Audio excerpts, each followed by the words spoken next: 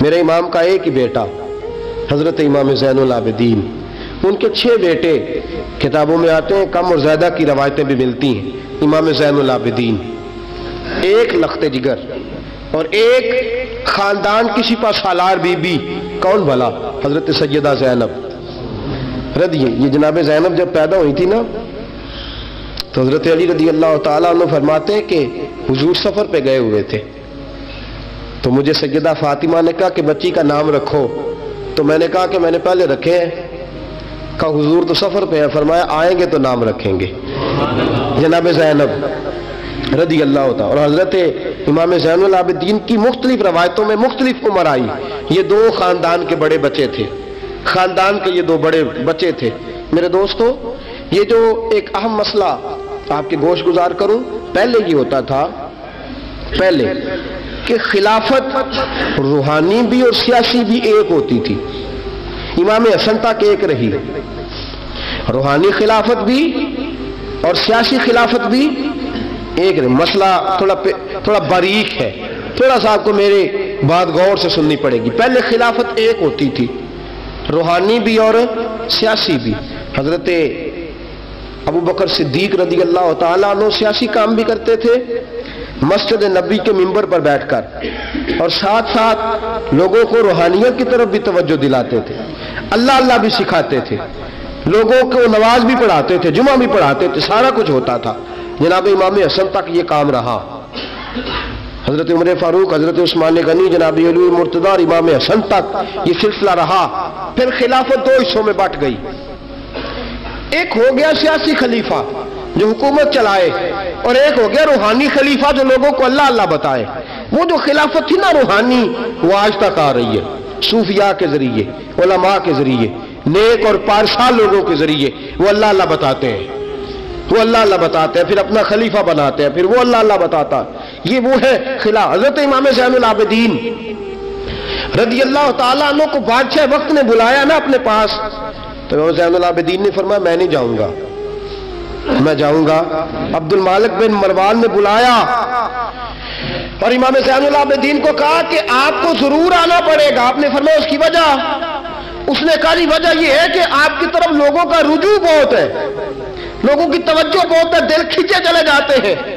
امام زین العابدین نے فرمایا سارا زمانہ بھی میری طرف آئے، پھر میں بادشاہ کے دربار میں، بادشاہ بزرگوں کے پاس آئے تو ان کی عزت بڑھتی ہے، اور اگر نیک لوگ بادشاہوں کے دروازوں پہ جائیں تو ان کی عزت گھٹتی ہے۔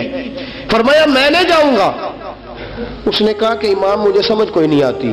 امام زین العابدین سے کہنے لگے مجھے سمجھ کوئی نہیں آتی کہ بادشاہ میں ہوں لیکن راشا آپ کے پاس ہوتا ہے۔ عجیب تماشا ہے کہ لوگوں کی تلواریں میرے ساتھ رہتی ہیں، دل آپ کے ساتھ دھڑکتے ہیں۔ میں دیکھتا ہوں کہ مدینے کے بعد ایک کٹیا میں آپ رہتے ہیں، کٹیا میں، لیکن میں دیکھتا ہوں کہ سورج بھی چڑھتا ہے تو آپ کو سلامی دے کے چڑھتا ہے، اور چاند بھی نکلتا ہے تو حسین کے بیٹے کے قدم چوم کے نکلتا ہے۔ امام زین العابدین رضی مدینے سے باہر چلے گئے، ڈیرا لگا لیا، عمر بھر اسی جگہ، نام تو علی اوس تھا نا آپ کا، لیکن زین العابدین عبادت کرنے والوں کی زینت۔ میرے امام نے خلیفہ عبد المالک بن مروان سے کہا تو باز آ جا، میں حسین کا بیٹا ہوں، مجھے لوگوں کو اللہ اللہ سکھانے دے۔ اب میں تخت خلافت پہ بیٹھ کر نہیں، میں چٹائی پہ بیٹھ کے دین پڑھاؤں گا، اب میں فرش زمین پہ بیٹھ کے لوگوں کو اللہ اللہ سکھاؤں گا۔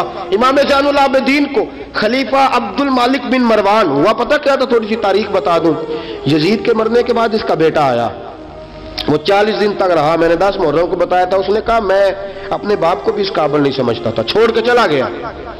اس کے بعد حضرت عبداللہ ابن زبیر رضی اللہ تعالیٰ عنہ جو تھے، وہ کیونکہ مکہ اور مدینہ اور حجاز کے لوگوں نے انہیں اپنا امیر بنا لیا تھا، جب یزید کے بیٹے نے خلافت چھوڑی تو وہ پورے ملک کے ایک جو ہے وہ امیر بن گئے۔ ان کے درمیان ہی مروان نے سازش کی، مصر اور شام پہ اس نے اپنا تسلط جما لیا۔ مروان مرتے وقت اپنے بیٹے عبد المالک بن مروان کو بنا گیا امیر۔ عبد المالک بن مروان بڑا ظالم، بڑا خونخوار، بڑا بد تہذیب آدمی تھا۔ امام زین العابدین سے کہنے لگا کہ آپ کو آنا پڑے گا۔ آپ نے فرمایا میں کوئی نہیں آؤں گا۔ اس نے امام زین العابدین کو گرفتار کرایا۔ بہت سارے بزرگوں نے لکھا ہے، بالخصوص امام کشیری نے رسالہ میں لکھا، گرفتار کرایا، ہاتھوں میں بیڑیاں، پیروں میں بیڑیاں۔ امام زین العابدین جس طرح نکلے تھے نا کربلا سے اور دمشق آئے تھے، گرفتاری کے عالم میں، اور پھر دمشق سے مدینے آئے تھے، اسی عالم میں پھر گرفتار کرایا، اور خلیفہ عبد الملک بن مروان کے سامنے جب امام زین العابدین پہنچے تو آپ نے کہا کہ تو نے دیکھا ہے نا میرے باپ کے قاتلوں کا کیا انجام ہوا تھا، تو نے دیکھا ہے میرے باپ کے قاتلوں کا، بعد آ جا۔ اس نے کہا کہ یزید کے پاس طاقت تھی، اس نے آپ کو گرفتار کرا لیا تھا، اب میرے پاس طاقت ہے، میں نے بھی گرفتار کرا لیا ہے۔ امام زین العابدین سے کہنے لگا آپ کے پاس طاقت ہے تو دکھائیے، آپ کے پاس ہے طاقت تو دکھائیے۔ امام زین العابدین رضی اللہ تعالیٰ عنہ نے فرمایا تجھے کہا چیلنج نہ کر، میں درویش ہو گیا ہوں، ایک طرف لگ گیا ہوں، ایک کونے میں جا کے بیٹھ گیا ہوں، مدینے سے باہر جا کے میں نے ڈیرا لگایا، بس مجھے اب چھیڑ مت، مجھے اپنا کام کرنے دے، مجھے لوگوں کو دین سکھانے دے، اللہ اللہ بتانے دے، تو جان، تیری حکومت جانے، تیری سلطنت جانے، میں تیرے کام میں دخل نہیں دیتا، تو میرے کام میں دخل نہ دے، مجھے اللہ اللہ کرنے دے، اللہ اللہ کرانے دے۔ کہنے لگا میرے پاس طاقت ہے، میں نے گرفتار کر لیا ہے۔ امام زین العابدین رضی اللہ تعالیٰ عنہ کے ہاتھ اور پاؤں میں بیڑیاں تھی، امام زین العابدین کی زبان سے نکلا اللہ اللہ اللہ۔ تیسری دفعہ جب آپ کی زبان سے اللہ نکلا ساری بیڑیاں ٹوٹ کے زمین پہ گر گئیں۔ امام زین العابدین کے لیے اٹھنے لگا، فرمایا بیٹھ جا زمین پہ۔ خلیفہ زمین پہ بیٹھا، امام زین العابدین رضی اللہ تعالیٰ عنہ نکلے۔ مجھے نہ کہنا روایت ضعیف ہے، روایتیں ضعیف ہوتی ہیں، عقیدے مضبوط ہونے چاہیے۔ حضرت امام زین العابدین پلٹے اور پلٹ کے کہنے لگے طاقت پہلے بھی ہمارے پاس تھی، طاقت آج بھی ہمارے پاس ہے، جب رب کہتا ہے ہم استعمال نہیں کرتے، اور جب کہہ دیتا ہے تو ہم استعمال کرنا شروع کر دیتے ہیں، بس اللہ کی رضا پہ راضی ہیں۔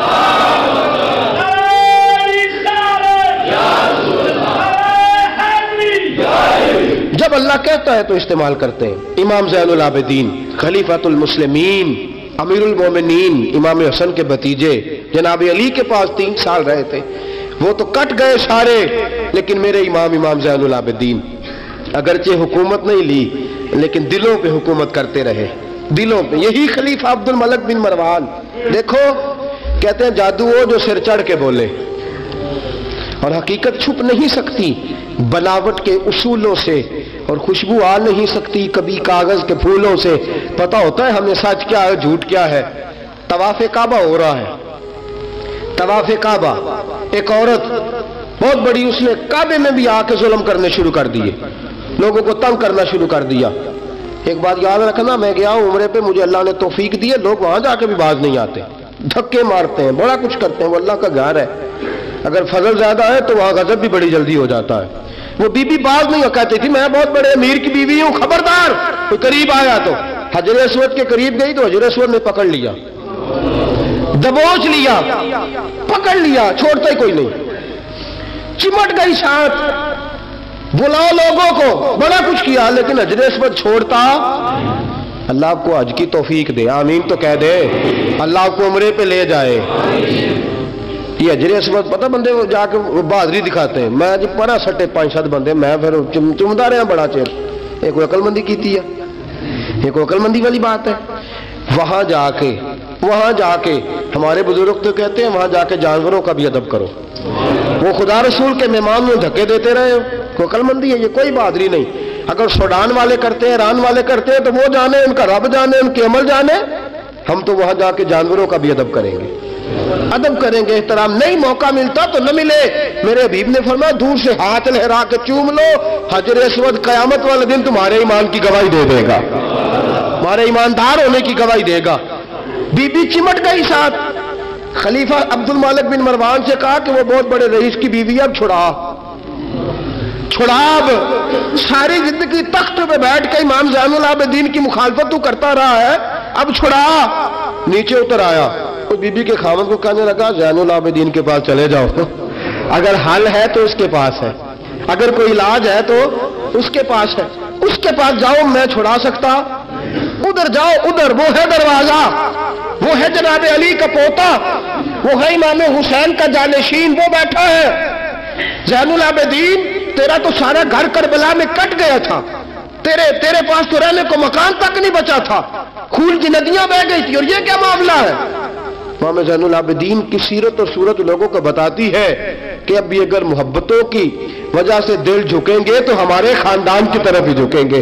इमाम ज़ैनुल आबिदीन के पास गए, इमाम ज़ैनुल आबिदीन अपने हुजरे में बैठे, कहा जनाब एक बीबी हजर अस्वद के साथ लग गई, आप आइए। इमाम ज़ैनुल आबिदीन रज़ी अल्लाह ताला अन्हु ने फरमाया मैंने सुना है रईस की बीवी है, लोगों को तंग करती है, छुड़ा लेगा? उन्होंने कहा हजरत जी वो भी आया हुआ है, वो कहता है अगर छुड़ा सकता होता तो पहले भी छुड़ा लेता, मेहरबानी करे। इमाम ज़ैनुल आबिदीन उठे, उनके साथ गए, उस बीबी से जाके कहने लगे तू तौबा करती है? तौबा करती है? कहने लगी करती हूँ। इमाम ज़ैनुल आबिदीन के हाथ उठे और लफ्ज क्या है? या अल्लाह तू जानता है ना मैं कौन हूँ। लफ्ज क्या है? इमाम ज़ैनुल आबिदीन की दुआ सुनो, दुआ पर मैं मौला तू जानता है मैं कौन हूँ, मैं कौन हूँ। रावी कहते हैं इमाम ज़ैनुल आबिदीन की जुबान पर लफ्ज है या अल्लाह तू जानता है ना मैं कौन हूँ। बीबी धड़ाम से पीछे गिरी और कहने लगी अल्लाहु अकबर, धड़ाम से पीछे गिर गई। अल्लाहु अकबर। अली का घर भी क्या घर है कि जिस घर का हर एक बच्चा जिसे देखो वही शेरे खुदा मालूम। और मेरे आला हज़रत फरमाते हैं तेरी नस्ल पाक में है बच्चा बच्चा नूर का, तू है ऐने नूर, तेरा सब घराना नूर का। जनाबे इमाम ज़ैनुल आबिदीन रज़ी अल्लाह ताला अन्हु क्या कहते हैं? या अल्लाह तू जानता है ना मैं कौन हूँ। एक वो थे जो मिट गए, मिटते हैं, मिट जाएंगे, मिटते हैं आदा तेरे, न मिटा है न मिटेगा कभी चर्चा तेरा। एक वो थे जो मिट गए और एक ये मेरे इमाम का साहबजादा है। और मेरे दोस्तों वो जो बात मैंने पहले कही ना, ये अकड़े रहे, ये जालिम अकड़े रहे, मर गए।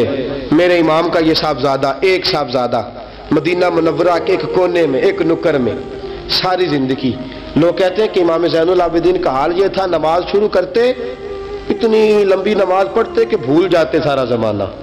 इमाम ज़ैनुल आबिदीन नमाज पढ़ रहे हैं, घर में आग लग गई है, छोटा बच्चा आपका छोटा साहबजादा करीब सोया हुआ है। इमाम ज़ैनुल आबिदीन रज़ी अल्लाह ताला अन्हु नमाज पढ़ रहे हैं, आग लग गई, बच्चा करीब सोया, लोग आए, शोर मच गया, आग बुझाते रहे, बच्चे को उठा के ले जाते रहे। नमाज के बाद इमाम ज़ैनुल आबिदीन ने देखा, फरमाया ये क्या है, ये खाक किस किस्म की? उन्होंने कहा हज़रत जी घर में आग लग गई थी आपको पता ही नहीं। कहा क्यों क्या हुआ? कहा हम सारा जमाना आग बुझा रहा था, आप नमाज पढ़ रहे थे। फरमाया तुम दुनिया की आग बुझा रहे थे, मैं नाना मुस्तफ़ा की उम्मत पर दोज़ख की आग बुझा रहा था। तुम दुनिया की आग बुझा रहे थे, मैं हुजूर की उम्मत के लिए दोज़ख की आग बुझा रहा था। तुम दुनिया की बुझाते रहे, मैं दोज़ख की बुझा।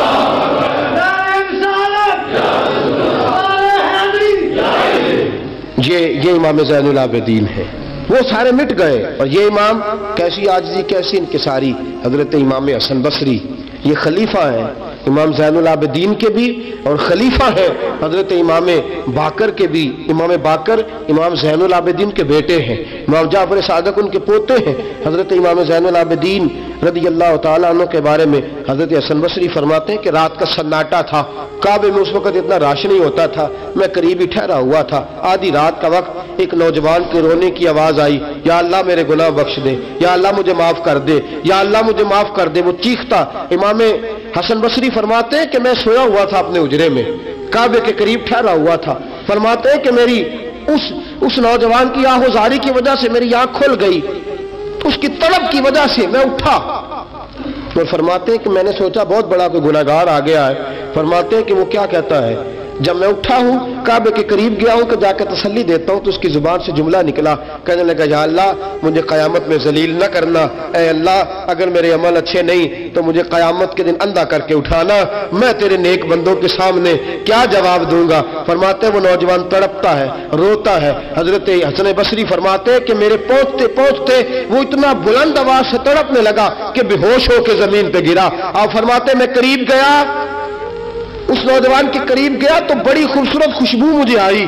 फरमाते मेरे दिल में ख्याल था तसल्ली दूंगा कि बेटा ठहर जा, मैं भी दुआ करता हूँ, तू भी दुआ कर, अल्लाह बड़ा मेहरबान है, माफ कर देगा। फरमाते हैं जब मैंने उस नौजवान के चेहरे से जुल्फे हटाई, गर्द साफ की तो मेरे पांव तले से जमीन निकल गई। ये तो इमाम हुसैन का बेटा ज़ैनुल आबिदीन है, ये तो इमाम हुसैन के लख्त जिगर अलीउल मुर्तज़ा के जिगर पारे जनाब सैयदा फातिमा के नूर नजर है। ये तो हजरत शहर बानो शहजादी के बेटे हैं। इतनी आहोजारी, इतनी तड़प इतनी बेचैनी, इतना अल्लाह से ताल्लुक। हजरत हसन बसरी फरमाते हैं कि कदमों पे गिरा, पांव चूमे। इमाम ज़ैनुल आबिदीन की आंख खुली तो कहा, हसन बसरी ना कर, तू बुजुर्ग है। तो इमाम ज़ैनुल आबिदीन उठ के बैठ गए।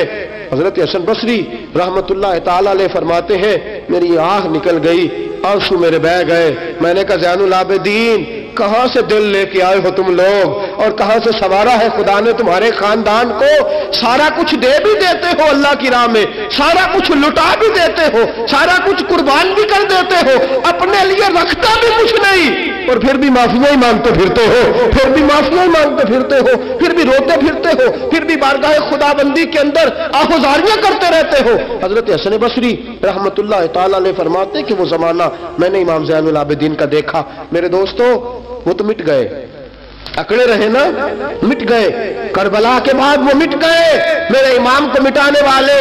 लेकिन इमाम ज़ैनुल आबिदीन, मेरे इमाम का एक साहबजादा बचे था, लेकिन उन्होंने रूहानी खिलाफत का आगाज कर दिया। पूरी दुनिया में मेरे इमाम ज़ैनुल आबिदीन का फैज है, जिस्मानी भी है, रूहानी भी है, इल्मी भी है। इमाम ज़ैनुल आबिदीन ने जिंदगी पूरी गुजार दी एक कोने में लग के। इमाम ज़ैनुल आबिदीन किसी सियासी काम में कभी मुदाखलत नहीं। हजरत इमाम जाफर सादक का जमाना आया तो फिर बादशाह ने बुलाया इमाम जाफर सादक को, और ये इमाम जाफर सादक वो बुजुर्ग है कि हजरत इमाम आजम अबू हनीफा रहमतुल्लाह अलैह इमाम जाफर सादक के मुरीद है, उनके मुरीद है, उनके खलीफा है। हजरत इमाम जाफर सादक को बुलाया, और जब सैयदना इमाम जाफर सादक रहमतुल्लाह अलैह रज़ी अल्लाह अन्हु पहुंचे तो आपने शानदार लिबास पहना, और आला किस्म का जुब्बा पहना, आला किस्म की पगड़ी बांधी, हाथ के अंदर असा पकड़ा। और हजरत इमाम जाफर सादक रज़ी अल्लाह ताला अन्हु कच्चे मकान से निकले, लेकिन जरा बावकार होकर निकले। दरबारे बादशाह, दरबारे खिलाफत में पहुंचे, अपनी खुंडी को, अपनी छड़ी को हिलाया। वह क्यों बुलाया मुझे? वो बादशाह जिसने कहा था बुलाओ जरा, पता करता हूं क्यों मेला लगा रखा है। फिर भी बादशाह डरते रहते हैं, फिर भी डरते हैं कि अगर इन रूहानी लोगों ने इशारा किया तो सारी दुनिया इनके पीछे निकल पड़ेगी। बुलाओ, क्यों मेला लगाए रखा है? जब बादशाह के सामने पहुंचे तो बादशाह से कहा, क्या बात है, क्यों बुलाया था मुझे? कहने लगा, हुजूर गलती हो गई। आज के बाद इमाम जाफर सादक बाहर निकले तो बादशाह के हवारी कहने लगे, तू बड़ी बातें करता था, डिंगे मारता था, बढ़ के मारता था, बुलाओ इमाम को पूछ लेता हूं क्या हुआ। कहने लगा, यार पता नहीं क्या बात है, जब नहीं होते तो बात निकलती है, जब सामने आ जाते हैं तो मुंह के अंदर से जुबान बोलती नहीं है। जब सामने आते हैं तो क्या रोब है, क्या रोब है। असल उसे समझ नहीं थी कि तेरी नस्ल पाक में है बच्चा बच्चा नूर का, तेरी नस्ल पाक में है बच्चा बच्चा नूर का, तू है ऐने नूर, तेरा सब घराना नूर का। हजरत इमाम जाफर सादक बाहर निकले तो आपका खादिम घर जाकर कहने लगा, इमाम साहब आला किस्म का लिबास, लोग बातें कर रहे थे, इतना बड़ा कीमती लिबास, लोग गुफ्तगू कर रहे थे। तो हजरत इमाम जाफर सादक ने कमीज उतारा, नीचे टाट का लिबास था। फरमाया, ये जो ऊपर पहना है ये मखलूक को दिखाने के लिए है, और जो अंदर पहना है वो रब को दिखाने के लिए है। अंदर अल्लाह को दिखाने के लिए टाट का है, लेकिन मखलूक को दिखाने के लिए मैंने आला लिबास पहना है। इनके दिल में ख्याल ना आए कि रसूल पाक के अहले बैत शायद कमजोर हो गए हैं, इसलिए डरते और सहमे हुए आते हैं। मेरे नबी के खानदान ने उस वक़्त से लेकर ता दम आखिरी आज तक एक पूरा किरदार अदा किया है। सादात का दीन में एक पूरा किरदार रहा है, तहरीर के मामलात में, तकरीर के मामलात में, तदरीस के मामलात में सादात का पूरा किरदार रहा। वक्त गुजरने के साथ साथ कभी सैयद गौसे आजम की शक्ल में आए, और कभी सैयद मोइनुद्दीन चिश्ती अजमेरी की शक्ल में आए, और कभी सैयद अली हजवेरी दाता गांज बख्श की शक्ल में आए, और कभी ये सैयद हजरत शाह आले रसूल मां रहरवी की शक्ल के अंदर आए, और कभी ये सैयद मीर अब्दुल वाहिद बिलगरामी की शक्ल में आए। ये सादात आते रहे, अपने अपने दौर में चमकते रहे, अपने अपने दौर में दीन का फरीजा सर अंजाम देते रहे।